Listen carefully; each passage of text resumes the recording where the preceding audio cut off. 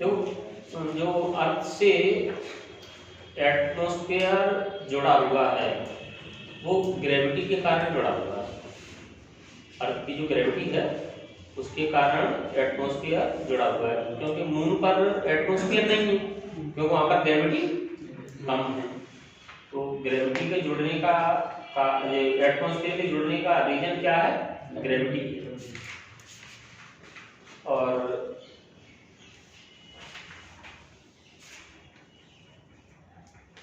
दूसरा क्वेश्चन ये है कि जैसे ये आता है कि अपनी अर्थ है, उसकी रेडियस है r और acceleration due to gravity g है, तो उसकी मीन डेंसिटी हम निकाल सकते हैं। मीन डेंसिटी कैसे निकाल सकते हैं? डेंसिटी इक्वल टू होता है मास अपॉन वॉल्यूम। ठीक,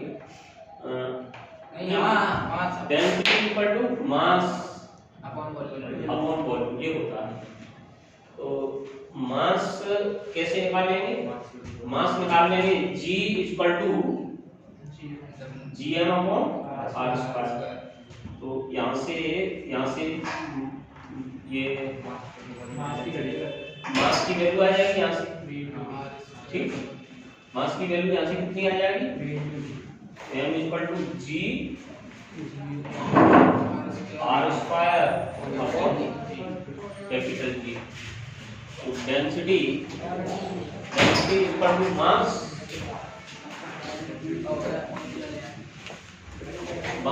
मास की जगह ये रख देंगे GR स्क्वायर अपॉन G और volume 4/3 pi R cube, 4/3 pi R cube. अब इसमें ये क्वांटिटी कैंसिल हो जाएगी, R स्क्वायर से R कैंसिल हो गया, एक R बचेगा। तो डेंसिटी कितनी हो जाएगी? 3G अपॉन 4 पाई GR, ये हो जाएगी डेंसिटी अर्थ। सर मीन डेंसिटी का मतलब क्या होता है? मीन डेंसिटी का मतलब ये होता है कि अर्थ की डेंसिटी है वो सरफेस पर तो कम होती है, और जैसे जैसे हम अंदर की तरफ जाते हैं तो इसकी डेंसिटी बढ़ती जाती है, क्योंकि इस पर जो प्रेशर है वो बढ़ता जाता है। और जो मीन डेंसिटी हम लेते हैं वो अर्थ की मीन डेंसिटी लेते हैं G equal to 5.5 into 10⁻³ kg पर मीटर क्यूब।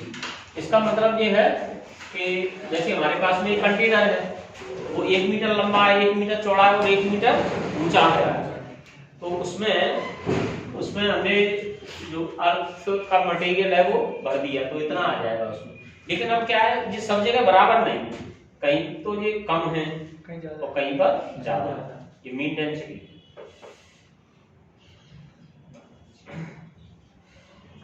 दूसरी बात एक ये है कि ये ग्रेविटेशन फोर्स है, ये उनके इंटरवेटिंग मीडियम पर डिपेंड नहीं करता, यानी उनके बीच में जो मीडियम होता है, जैसे हम दो गोले रख दें और उन गोलों के बीच में हम पानी भर दें, तो इस पर ग्रेविटेशन फोर्स पर कोई इफेक्ट नहीं आएगा।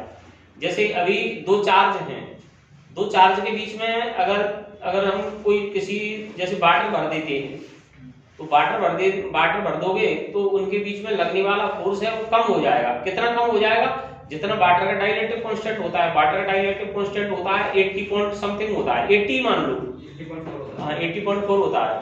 अब जैसे मान लो 80 मान लो, अब दो चार्ज हैं उनके एयर में रख दिया, तो फोर्स लग रहा है 160 न्यूटन एयर में, और वाटर में रख दोगे तो कितना लगेगा?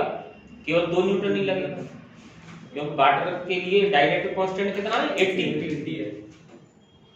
अब वाटर में फोर्स लग रहा है कितना? 2 न्यूटन। लेकिन जो ग्रेविटेशनल फोर्स है वो इंटरवेनिंग मीडियम पर डिपेंड नहीं करता है, चाहे वाटर में हो या किसी अदर मीडियम में हो। वो केवल किस पर डिपेंड करता है? मास पर डिपेंड करता है। ऐसे एक बार ऐसे क्वेश्चन आया था कि दो स्फीयर हैं, उनके बीच में फोर्स F लग रहा है और उनके बीच में एक ऐसा मीडियम भर दिया जाता है जिसकी स्पेसिफिक ग्रेविटी 3 है। स्पेसिफिक ग्रेविटी क्या होती है कि वाटर के कंपैरिजन में जो डेंसिटी मेजरमेंट करते हैं उसको स्पेसिफिक ग्रेविटी कहते हैं। तो स्पेसिफिक ग्रेविटी 3 है उसकी, तो उनके बीच में लगने वाली फोर्स पर कोई इफेक्ट नहीं पड़ेगा, चाहे हम स्पेसिफिक ग्रेविटी 3 का रख दें या 10 का रख दें, किसी का भी रख दें। यानी किसका? ग्रेविटेशन फील्ड भी काम मीडियम पर डिपेंड करता है, मास पे ही होता है ना, मास पर डिपेंड करता है।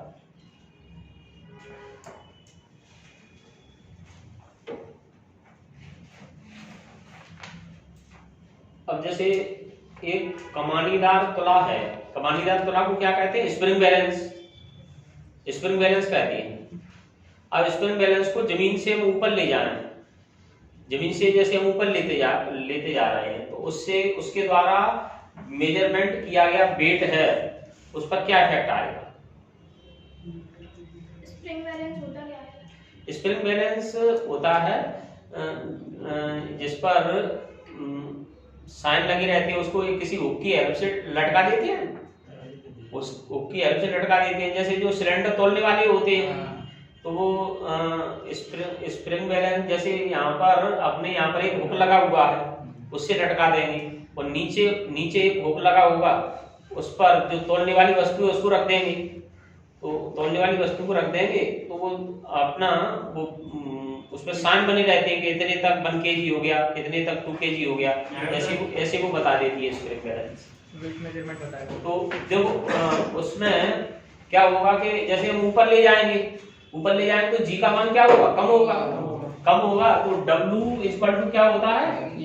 mg। तो जी की वैल्यू कम होती जाएगी, तो वेट कैसा बताया जाएगा? वो कंटिन्यू कम बताता जाएगा।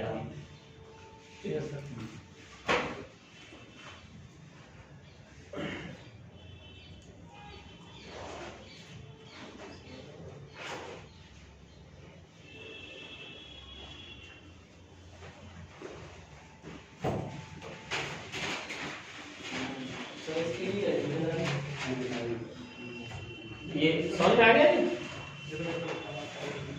जैसे अब तुमको एक दूसरा क्वेश्चन बता रहे हैं।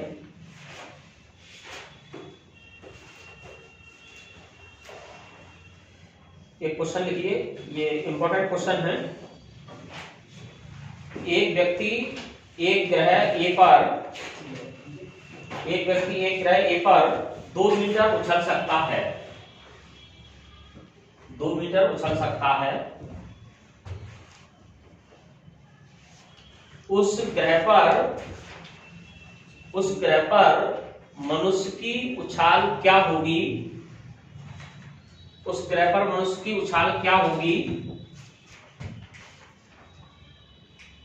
जिसका घनत्व तथा त्रिज्या एक ही तुलना में क्रमशः 1/4 और 1/3 है। 1/4 और 1/3 है। इंग्लिश में लिखिए, a man can jump on planet A up to 2 metre.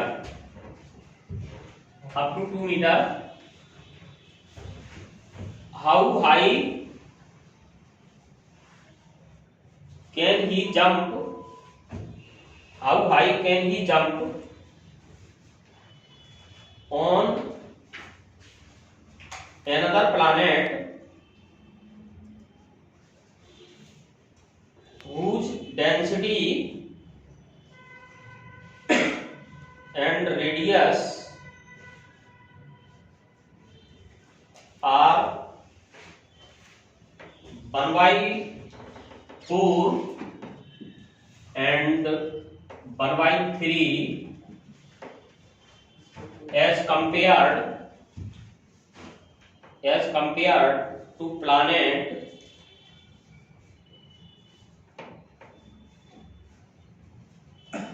A, as compared to planet A.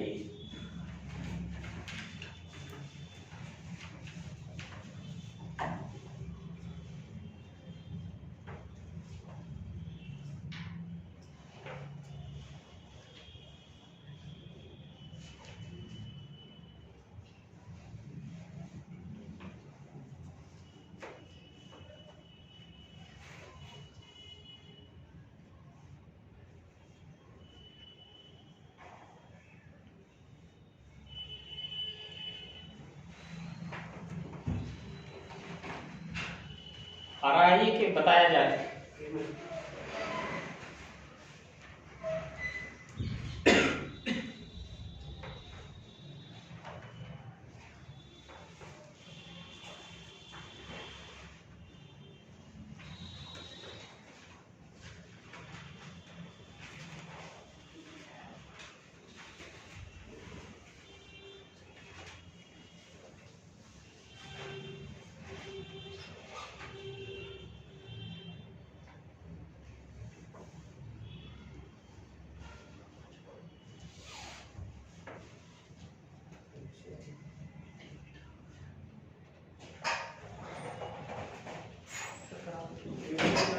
कितना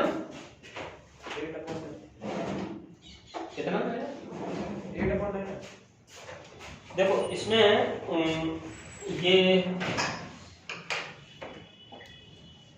उस प्लैनेट पर जिसकी डेंसिटी 1/4 है और रेडियस कितनी है 1/3 यानी ये d/4 और r है r/3। तो g प्रोपोर्शनल होता है किसके g बराबर होता है dr के, ये dr के बराबर होता है। अब दूसरे प्लैनेट पर g डैश है वो कितना हो जाएगा d/4 इंटू r/3। तो ये कितना हो गया dr/12 हो गया और dr किसके बराबर है g के बराबर है तो g/ कितना हो गया 12। ठीक, अब GH = G dash H dash. तो GH कितना दिया हुआ है 2 मीटर और G डैश कितना दिया हुआ है G/12 दिया हुआ है। तो GH = G dash G/12। H की वैल्यू रख दो, H की वैल्यू 2 है इंटू H डैश। तो G से G कैंसिल हो जाएगा, H डैश = कितना होगा 24 मीटर। ठीक है,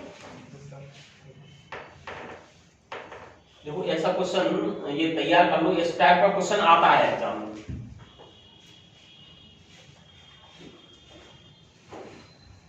अब वो जी की वैल्यू चाहे किसी भी तरीके से बदलें, चाहे जी की वैल्यू बदली हुई दे दें, जैसे मून पर बदली हुई दे दें तो फिर तो करना बहुत सिंपल हो जाएगा। जैसे कोई व्यक्ति मून पर पृथ्वी पर 2 मीटर उछल रहा है तो मून पर सीधा उछल जाएगा 12 मीटर उछल जाएगा।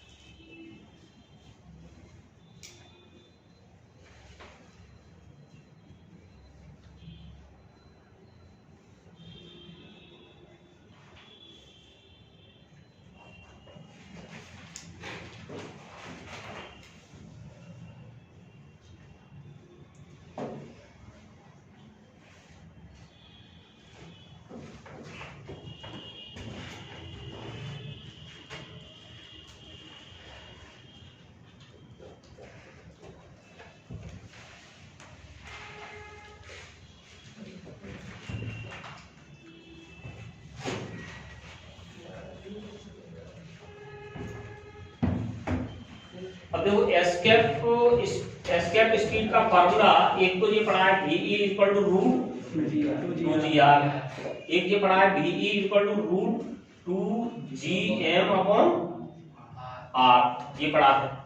ठीक, एक फार्मूला और है इसका, वो डेंसिटी के टर्म में, इसमें किसी फार्मूले में डेंसिटी नहीं आ रही, तो डेंसिटी हम इस वाले फार्मूले में हम ये रखते हैं M mass equal to volume into density. Volume हो गया 4/3 pi R cube into D, ये वैल्यू हम इसमें रखते हैं।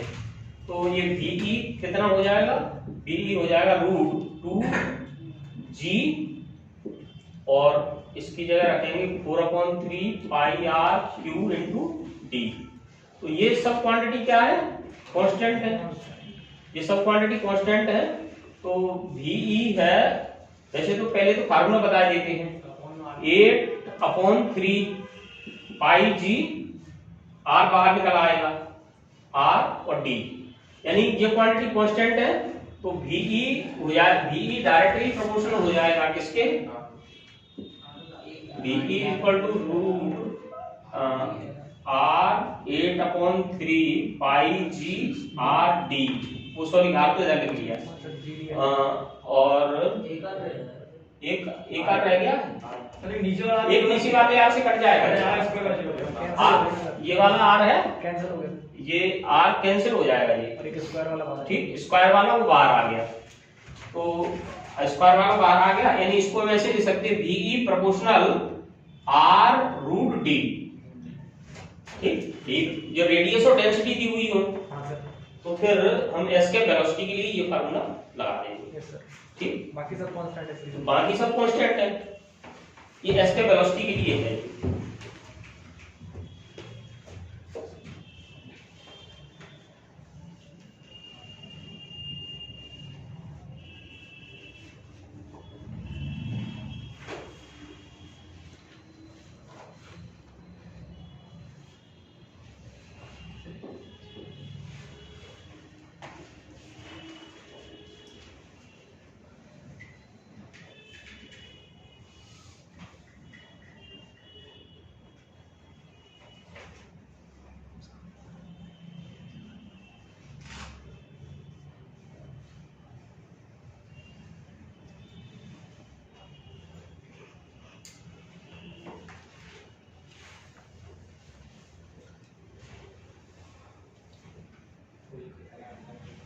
एक क्वेश्चन लिखिए, नोट कर लिया रोहित?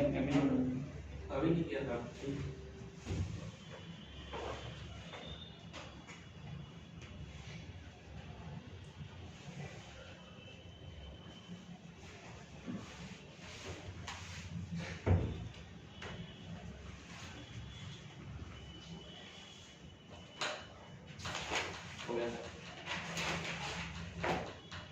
पृथ्वी पर पलायन वेग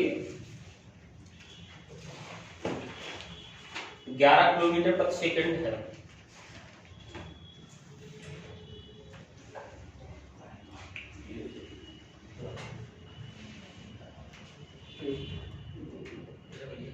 पृथ्वी पर पलायन वेग, इसकी टेस्ट ये इन्वर्टर ने भी काम करना बंद कर दिया है। एक मिनट,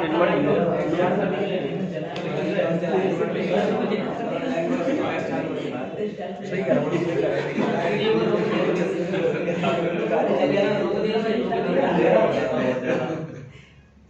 अरे नहीं, कैमरा चल रहा है इसलिए, अरे कैमरा से चालू है, यहाँ से कर दे, कर दे,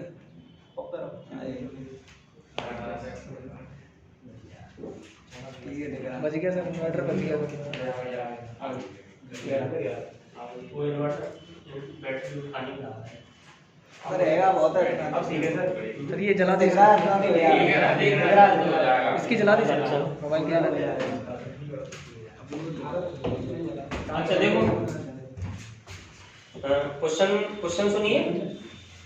पृथ्वी पर पलायन वेग 11 किलोमीटर प्रति सेकंड है। इसको चालू कर दे। 11 चालू है, 11 किलोमीटर प्रति सेकंड है। एक ऐसे ग्रह जिसकी त्रिज्या पृथ्वी की त्रिज्या की दोगुनी है, एक ऐसे ग्रह जिसकी त्रिज्या पृथ्वी की त्रिज्या की दोगुनी है, परंतु माध्य घनत्व पृथ्वी के घनत्व के बराबर है, परंतु माध्य घनत्व पृथ्वी के घनत्व के बराबर है। पर पलायन वेग का मान क्या होगा, पर पलायन वेग का मान क्या होगा। वो ऐसा बल्ब ले आएंगे, वो जलता रहता है, पृथ्वी के साथ नहीं वो चार्जिंग वाला बल्ब आता है। हाँ भाई माध्य, परंतु माध्य घनत्व पृथ्वी के घनत्व के बराबर है, पर पलायन वेग क्या होगा। इंग्लिश में लिखिए, the escape speed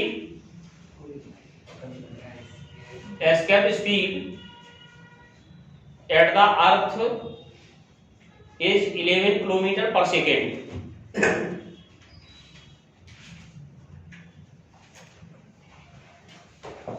What is the value of escape speed on a planet? Escape speed on a planet whose radius is doubled, whose radius is doubled that of the earth, and mean density is same as that of the earth, and mean density is same as that of the earth.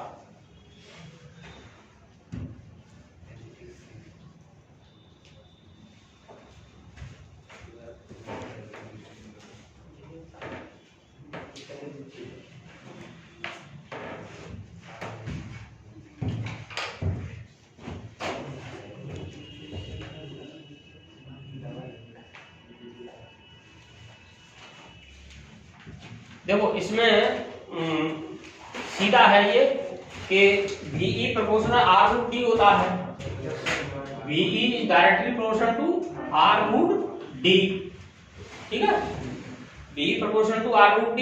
अब इसमें केवल हम किसको change कर रहे हैं, radius को change कर रहे हैं, डेंसिटी को वही रख रहे हैं। तो रेडियस को डबल करेंगे तो इसका वेलोसिटी भी क्या होगी, डबल हो जाएगी। कितनी हो जाएगी, 22 किलोमीटर पर सेकंड, ठीक। तो VE R रूट D, तो VE is directly proportional to R, तो VE अब रेडियस को डबल किया, रेडियस को डबल किया तो ऑन डबल का रेडियस को डबल करेंगे तो VE dash is equal to 2 VE 2 into 11 यानी 22 किलोमीटर पर सेकंड। या फिर ऐसे लिख सकते हो इसे, कैसे, VE प्रोपोर्शनल R है तो VE dash upon VE equal to RE dash upon RE, VE dash upon 11 equal to ये डबल है 2 RE अपॉन RE, RE से RE कट गया और VE डैश बराबर 22 किलोमीटर पर सेकंड, ठीक। ये अच्छा लगे तो ये कर लो, वो अच्छा लगे तो वो कर लो, दोनों अच्छे लगे तो दोनों कर लो। और इसको फ्लैश को बंद कर दो। सर वही कर रहा था, लिखने लगा। अरे वहीं से कर रहा है यार।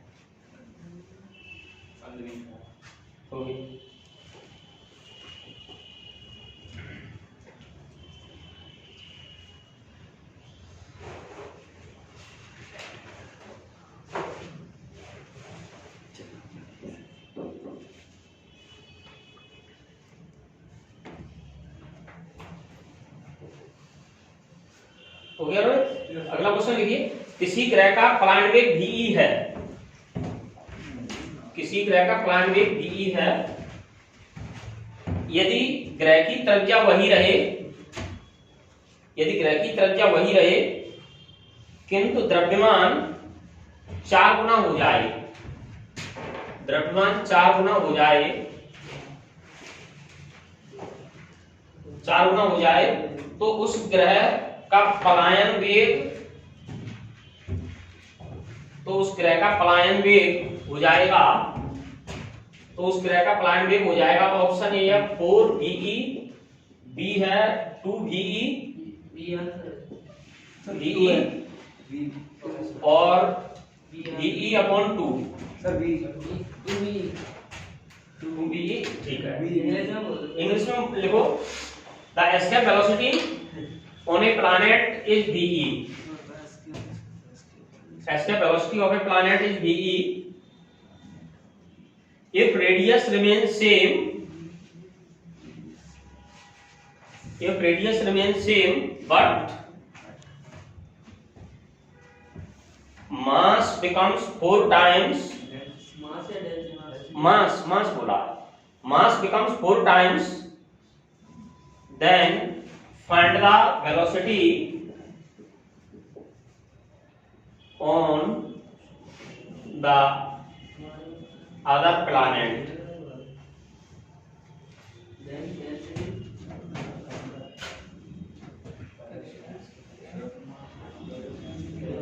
mass becomes 4 times, radius remains same, mass becomes 4 times। तो रेडियस को सेम रखा है और VE इन डायरेक्टली प्रोपोर्शनल क्या हो जाएगा, √m।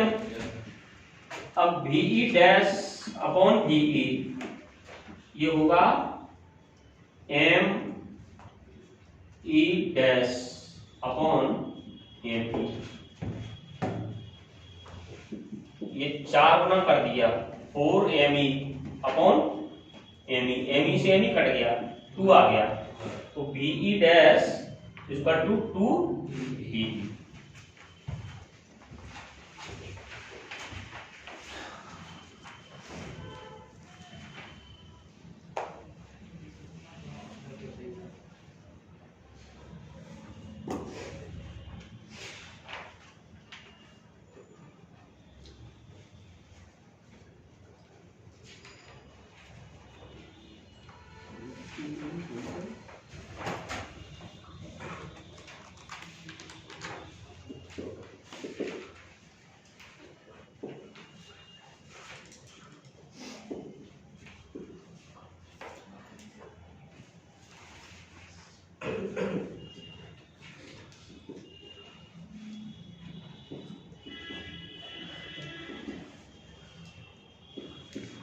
तो एक ये है कि चंद्रमा का वेग कितने गुना कर दिया जाए तो वह पृथ्वी का उपग्रह नहीं रहे।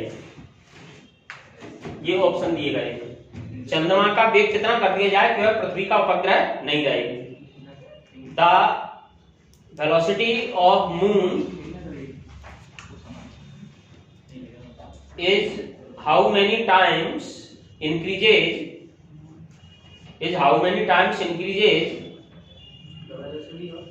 velocity of moon is how many times increases so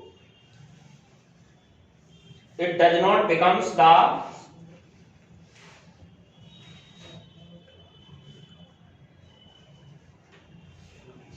planet of the earth, planet of the earth।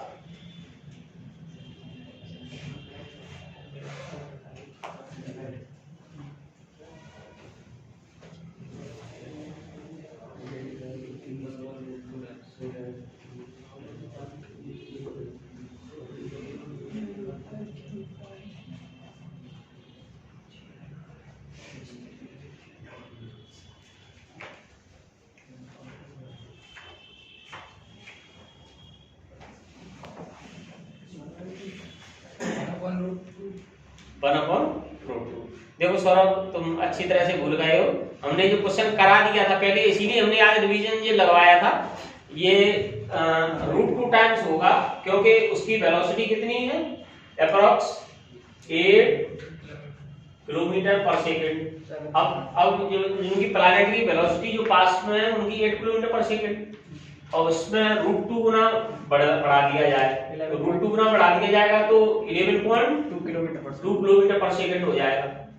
ठीक, तो फिर कितना बढ़ाओगे, √2 टाइम्स।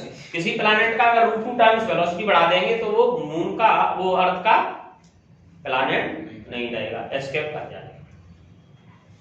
किसी भी प्लैनेट नहीं, प्लैनेट का नहीं, मतलब किसी प्लैनेट के सैटेलाइट का, प्लैनेट के सैटेलाइट का।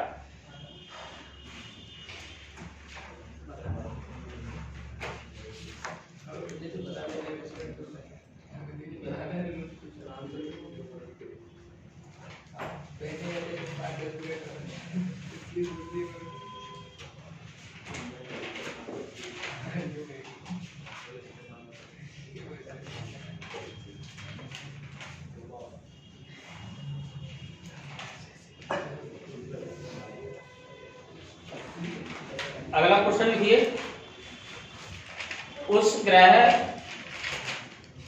उस ग्रह से पलायन वेग का मान क्या होगा, उस ग्रह से पलायन वेग का मान क्या होगा जिसका द्रव्यमान पृथ्वी के द्रव्यमान का 6 गुना, पृथ्वी के द्रव्यमान का 6 गुना तथा त्रिज्या 2 गुनी है।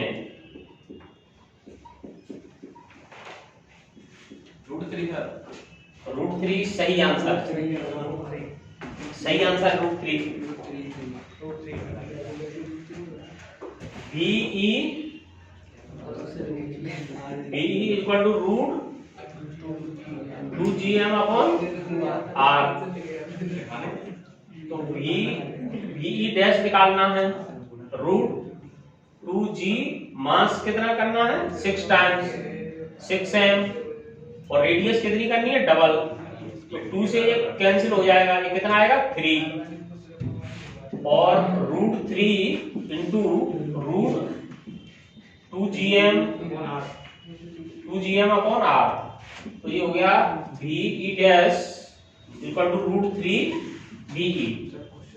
इंग्लिश में लिखा नहीं, इंग्लिश में लिख लो।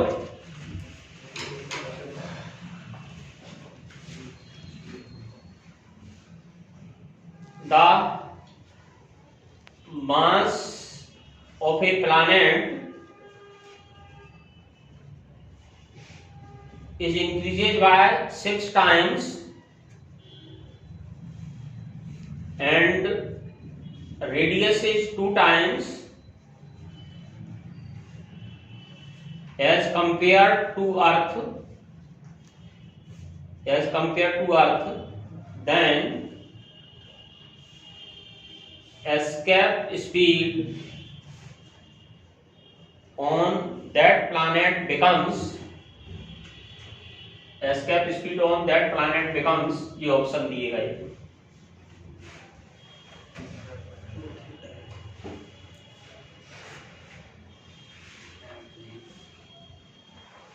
सर एस्केप स्पीड डायरेक्शन पे डिपेंड नहीं करती? नहीं करती, डायरेक्शन पे नहीं, क्यों नहीं करती है? क्योंकि एस्केप स्पीड में देखो इसका फार्मूला है, ये इसमें थीटा नहीं आ रहा है, थीटा आ रहा है क्या?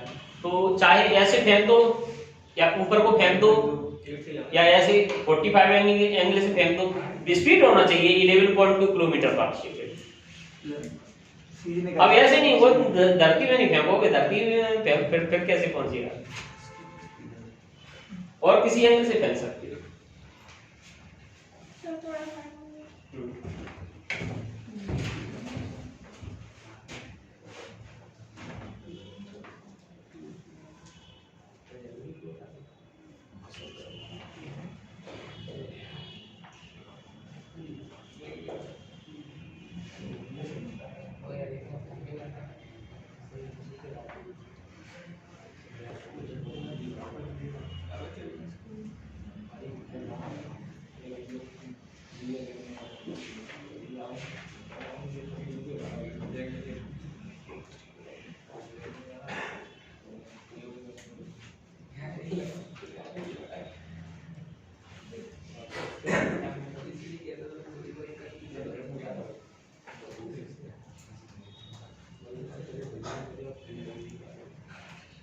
अगला क्वेश्चन है, कृत्रिम उपग्रह की कच्ची चाल निर्भर नहीं करती है। The orbital speed of artificial satellite does not depend on option a mass of earth, पृथ्वी के द्रव्यमान पर, बी उपग्रह के द्रव्यमान पर, मास ऑफ प्लैनेट, सी पृथ्वी की त्रिज्या पर, on radius of earth, on radius of earth. और डी है गुरुत्वीय त्वरण पर on acceleration due to gravity. Sir mass पर नहीं पाया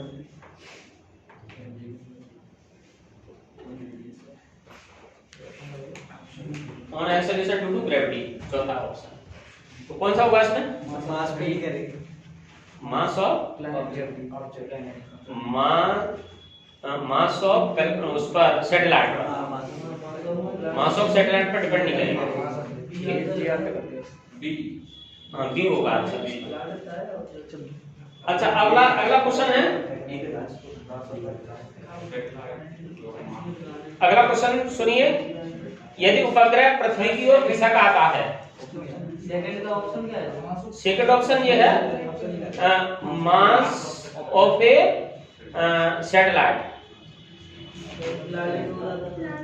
प्लैनेट बोला था नहीं, mass of satellite,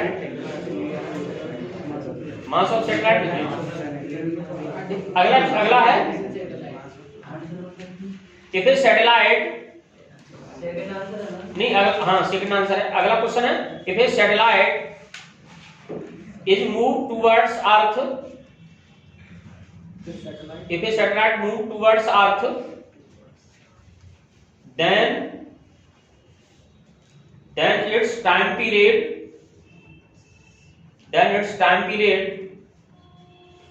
option A increases, B decreases, C remains same, D nothing can be said।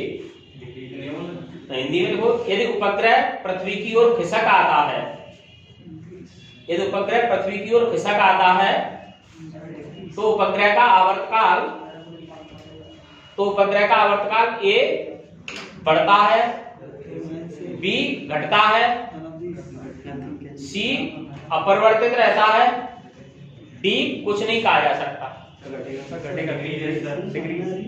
Decrease, ठीक है। देखो डिक्रीज बढ़िया है, अच्छा आंसर है, क्योंकि जैसे पोलर सैटेलाइट होते हैं, पोलर सैटेलाइट का टाइम पीरियड होता है 1.5 से लेकर के 2 घंटे तक, और जियोस्टेशनरी सैटेलाइट है उसका 24 घंटे तक। ठीक, तो जो अर्थ के पास में आएगा तो टाइम पीरियड क्या होगा, घट जाएगा। ठीक, और वैसे भी formula T square proportional R cube, तो ये उस पर भी लगता है, प्लैनेट पर भी लगता है और सैटेलाइट पर भी लगता है। और अगला क्वेश्चन लिखिए, the time period of a earth satellite is 5 hour. Time period of a earth satellite is 5 hour. पृथ्वी के एक उपग्रह का परिक्रमण काल 5 घंटे है। if the distance between Earth and satellite becomes 4 times, then find its new time period। 4 times, यदि पृथ्वी तथा उपग्रह के बीच की दूरी, परिक्रमण काल 5 घंटे है, यदि पृथ्वी तथा उपग्रह के बीच की दूरी 4 गुनी कर दी जाए तो नया परिक्रमण काल क्या होगा? लिखा है इंग्लिश में, find its new time period.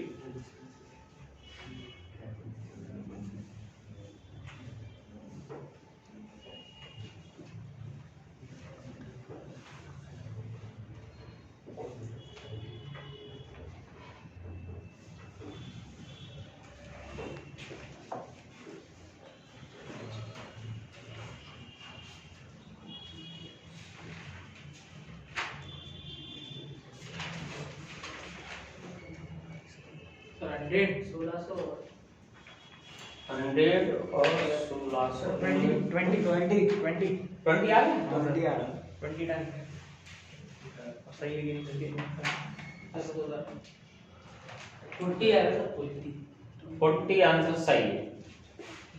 देखो इसमें ये टी स्क्वायर प्रोपोर्शनल क्या होगा r3, तो T2/T1 R2/R1 का R2/R1 की पावर कितनी हो जाएगी 3/2, T2/5 4R/R की पावर 3/2, ये कैंसिल हो जाएगा, ये 2 की पावर कितनी है, 2 की पावर है 2 × 3/2, 2 से 2 कट गया तो 2 की पावर 3, इसका मतलब कितना हो गया 8, तो T2 बराबर 40 आवर।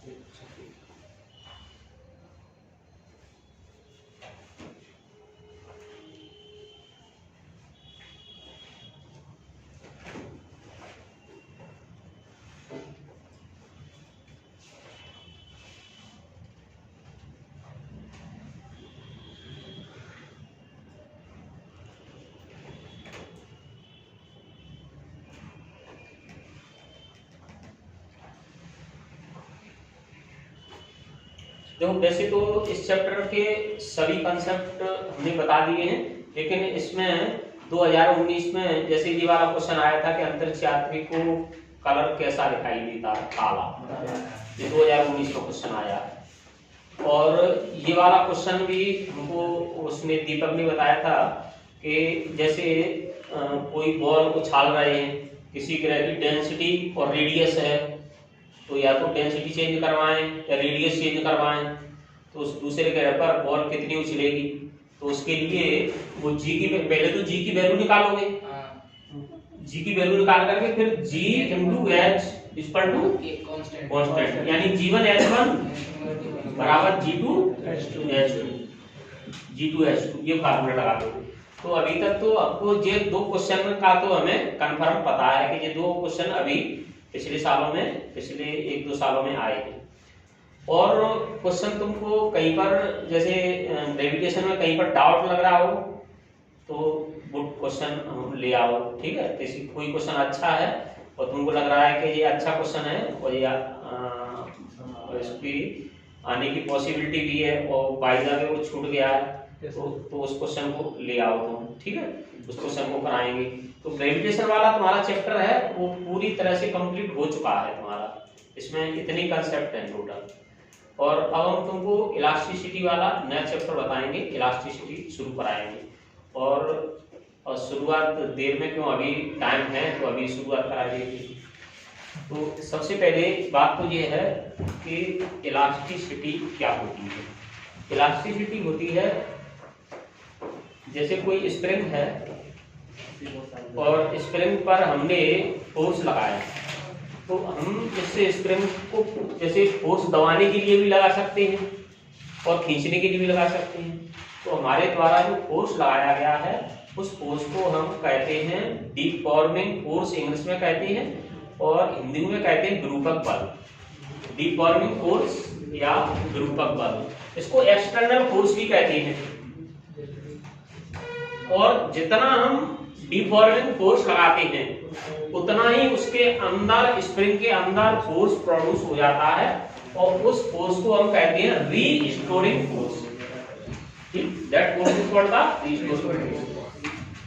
अब एक बात और है कि जैसे सभी सब्सटेंस हैं वो मॉलिक्यूल से बने हैं और मॉलिक्यूल एटम से बने हैं, तो एटम और एटम के बीच में फोर्स लगता है उसको कहते हैं हम इंटर एटॉमिक फोर्स, और मॉलिक्यूल के बीच में जो फोर्स लगता है उसको कहते हैं इंटर मॉलिक्यूलर फोर्स। अब इसमें जो इंटर एटॉमिक फोर्स होता है, inter atomic force inter molecular force से 50 से लेकर के 100 टाइम्स इतना बड़ा होता है।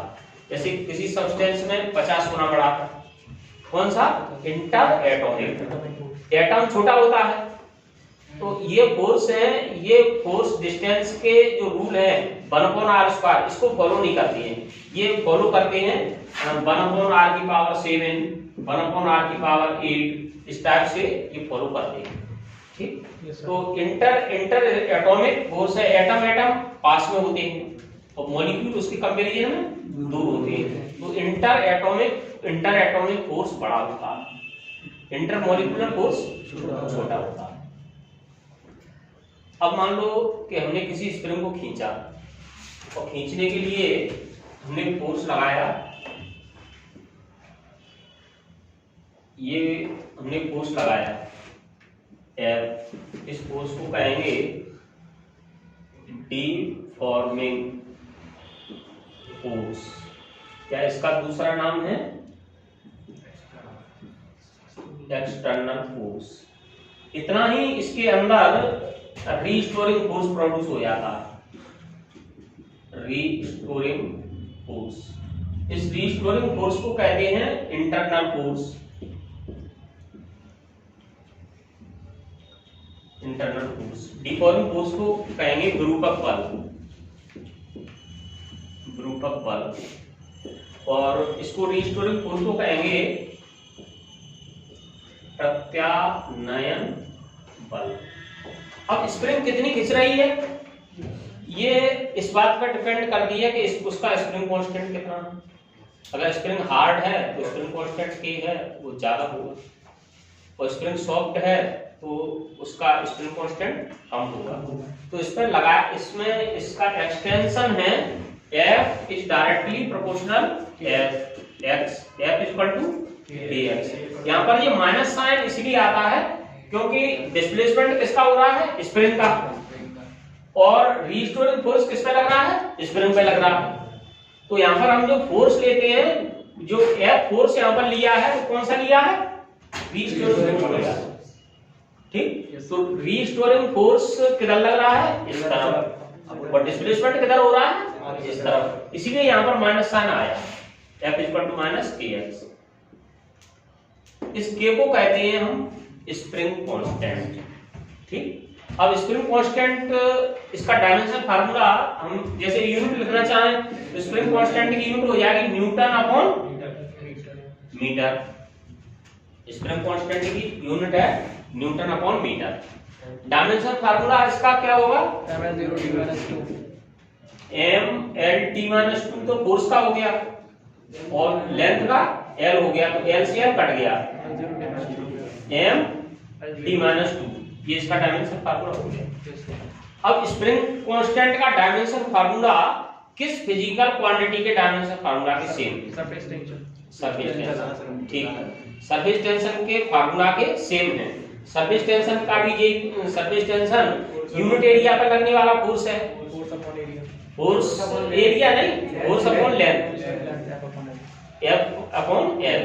और अगर एरिया के टर्म में भी उसको सरफेस टेंशन को डिफाइन करते हैं, लेकिन वहां पर फिर एनर्जी आता है, एनर्जी अपॉन एरिया। प्रेशर भी फोर्स अपॉन एरिया में आता है, प्रेशर भी फोर्स अपॉन एरिया में आता है, लेकिन फोर्स अपॉन एरिया नहीं है, ये फोर्स अपॉन लेंथ है। Yes sir. ठीक, ये उसके लिए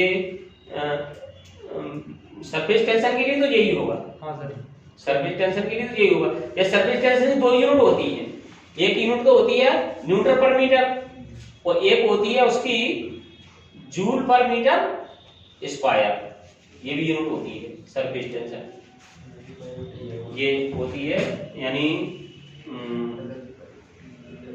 जूल पर मीटर स्क्वायर। जूल पर मीटर स्क्वायर कर दोगे तो वही आ जाएगा mL² t-2, और एरिया का L स्क्वायर, तो L स्क्वायर से L स्क्वायर कट गया, m/t-2। ठीक, तो इसकी यूनिट, दूसरी यूनिट जूल सरफेस टेंशन की, ये भी है जूल पर मीटर स्क्वायर। और इसमें इस टाइप के ऐसे क्वेश्चन आ जाते हैं। हाँ, स्ट्रेन की कोई यूनिट नहीं होती है, स्ट्रेन तो डायमेंशनलेस होती है, वो तो change in length, change in dimension upon original dimension होती है, तो वो डायमेंशनलेस होती है स्ट्रेन। सर वो एक होता है ना वो पॉइजन रेशियो, उसकी भी डायमेंशन नहीं होती है, वो पॉइजन रेशियो होता है वो इस चैप्टर में पढ़ाएंगे। उसमें क्या होता है कि जैसे दो तरह की स्ट्रेन होती हैं, एक ट्रांसवर्स स्ट्रेन होती है और एक लॉन्गिट्यूडनल स्ट्रेन होती है। तो ट्रांसवर्स स्ट्रेन और लॉन्गिट्यूडनल स्ट्रेन का रेशियो होता है, उसको कहते हैं पॉइजन रेशियो। तो पॉइजन रेशियो वो डायमेंशनलेस होता है, change in diameter upon original diameter. ठीक, ये तो हो गया बीटा। और change in length upon original length, ये हो गया अल्फा। और बीटा और अल्फा का रेशियो ये कहलाता है पॉइजन रेशियो, और पॉइजन रेशियो डायमेंशनलेस होता है। ठीक, तो तुमको प्लेन एंगल और प्लेन एंगल सॉलिड एंगल ये भी डायमेंशनलेस होती है ना? हाँ, ये डायमेंशनलेस होती है। प्लेन एंगल यूनिट तो होती है इनकी, लेकिन यूनिट होती है डायमेंशनलेस होती है। एफिशिएंसी डायमेंशनलेस होती है, एफिशिएंसी डायमेंशनलेस है, रिफ्रैक्टिव इंडेक्स डायमेंशनलेस है। Yes sir. रिफ्रैक्टिव इंडेक्स है mu equal to sin i upon sin r, या फिर म्यू बराबर speed of light in vacuum divided by speed of light in medium. तो एफिशिएंसी डायमेंशनलेस है, refractive index dimensionless है, specific gravity और specific gravity ये भी डायमेंशनलेस है। एफिशिएंसी क्या होता है? एफिशिएंसी क्या होता है? एफिशिएंसी होता है कि जैसे output power upon input power. जैसे अभी ट्रांसफार्मर है, तो ट्रांसफार्मर की हम एफिशिएंसी डिफाइन करते हैं। ट्रांसफार्मर को प्राइमरी कॉइल को हमने इनपुट पावर दी और सेकेंडरी कॉइल में हमको आउटपुट पावर मिली। तो सेकेंडरी कॉइल में जो आउटपुट पावर मिली है उसमें इनपुट पावर से डिवाइड कर देंगे, तो जो टर्म आएगी उसको क्या कहेंगे? एफिशिएंसी। इंजन की भी एफिशिएंसी होती है। इंजन की एफिशिएंसी कैसे निकालते हैं? इंजन की एफिशिएंसी निकालते हैं output energy dividing by input energy. लेकिन एक बात है, जितनी भी सभी डिवाइस हैं उनमें ट्रांसफार्मर की एफिशिएंसी सबसे ज्यादा होती है। सभी डिवाइस में जितनी भी चीज है उनमें ट्रांसफर। अच्छा, ऐसा होता क्यों है कि ट्रांसफार्मर की एफिशिएंसी सबसे ज्यादा क्यों होती है? एनर्जी लॉस कम होता है। वो तो सही बात है, एनर्जी लॉस कम होगा तभी एफिशिएंसी ज्यादा होगी। आउटपुट ज्यादा होता है, आउटपुट देखो, आउटपुट ये भी बात, वो तो एक ही बात है, तभी एफिशिएंसी ज्यादा होगी। लेकिन उसका रीजन ये है कि ट्रांसफार्मर में कोई मूविंग पार्ट नहीं होता है। मूविंग पार्ट ट्रांसफार्मर नहीं होता है, और मूविंग पार्ट न होने से उसमें कोई फ्रिक्शन नहीं होगा, तो एफिशिएंसी ज्यादा होगी। वीडियो बंद कर दो।